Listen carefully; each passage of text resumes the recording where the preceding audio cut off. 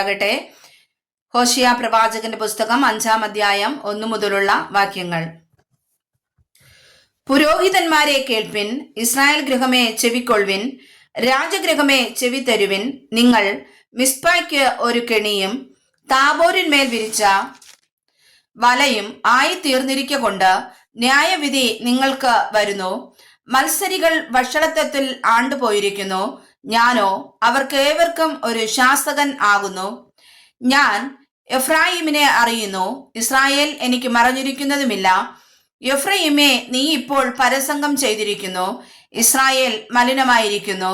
അവർ തങ്ങളുടെ ദൈവത്തിന്റെ അടുക്കിലേക്ക് മടങ്ങി വരേണ്ടതിന് അവരുടെ പ്രവൃത്തികൾ സമ്മതിക്കുന്നില്ല. പരസംഗമോഹം അവരുടെ ഉള്ളിലുണ്ട്, അവർ യഹോവയെ അറിയുന്നതുമില്ല. ഇസ്രായേലിന്റെ അഹംഭാവം അവന്റെ മുഖത്ത് സാക്ഷീകരിക്കുന്നു. അതുകൊണ്ട് ഇസ്രായേലും എഫ്രയീമും തങ്ങളുടെ അകൃത്യത്താൽ ഇടറി വീഴും, യഹൂദായും അവരോടുകൂടെ ഇടറി വീഴും. യഹോവയെ അന്വേഷിക്കേണ്ടതിന് അവർ ആടുകളെയും കന്നുകാലികളെയും കൊണ്ടു ചെല്ലും, എങ്കിലും അവർ അവനെ കണ്ടെത്തുകയില്ല. അവൻ അവരെ വിട്ടു മാറിയിരിക്കുന്നു. അവർ അന്യപുത്രന്മാരെ ജനിപ്പിച്ചിരിക്കൊണ്ട് അവർ യഹോവയോട് വിശ്വാസപാതകം ചെയ്തിരിക്കുന്നു. ഇപ്പോൾ ഒരു അമാവാസി അവരെ അവരുടെ ഓഹരികളോട് കൂടെ തിന്നുകളയും. ഹിബയയിൽ കാകളവും രാമയിൽ തൂര്യവും ഊതുവിൻ. ബേത് ആവേനിൽ പോർ വിളി കൂട്ടുവിൻ. ബെന്യാമീനെ, നിന്റെ പിറകെ വരുന്നു. ശിക്ഷാ ദിവസത്തിൽ എഫ്രായിം ശൂന്യമാകും. നിശ്ചയമുള്ളത് ഞാൻ ഇസ്രായേൽ ഗോത്രങ്ങളുടെ ഇടയിൽ അറിയിച്ചിരിക്കുന്നു. യഹൂദ പ്രഭുക്കന്മാർ അതിർ മാറ്റുന്നവരെ പോലെ ആയിത്തീർന്നു. അതുകൊണ്ട് ഞാൻ എന്റെ ക്രോധം വെള്ളം പോലെ അവരുടെ മേൽ പകരും.